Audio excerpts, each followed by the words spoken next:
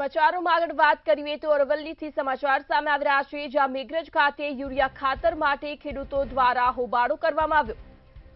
અરવલ્લીના મેઘરજમાં યુરિયા ખાતર મામલે ખેડૂતોએ હોબાળો કર્યો। તાલુકા સંઘના ગોડાઉન આગળ રજાનું બોર્ડ મરાતા હોબાળો કરવામાં આવ્યો, ત્યારે વિફરેલા ખેડૂતોએ સંઘના ગોડાઉનના તાળા તોડી વિરોધ દર્શાવ્યો। ખાતર ખતમ હોવાના દાવા સામે ગોડાઉનમાં ખાતર મળી આવ્યું, ત્યારે ખેડૂતો દ્વારા મોટી સંખ્યામાં પહોંચી હોબાળો કરવામાં આવ્યો। 500 ઉપરાંત હાજર ખેડૂતોમાં ભારે આક્રોશ જોવા મળ્યો। 4 દિવસથી ખાતર લાઈન માટે ઉભા રહેવું પડે છે, પણ ખાતર મળતું નથી અને આજે બોર્ડ માર્યું છે કે આજે દુકાન રજા છે, દુકાન બંધ છે। જ્યારે અંદર પબ્લિકે લોક તોડ્યું અને જોયું અંદર તો આટલું બધું ખાતરની બોરી સ્ટોક પડે છે, એ ખાતર કરવાનું શું છે એનો જવાબ કોણ આપશે? આટલું ખાતર પડવા છતાં વિતરણ કેમ નહીં થતું? પબ્લિકને હેરાન કરવાના ધંધા કેમ છે?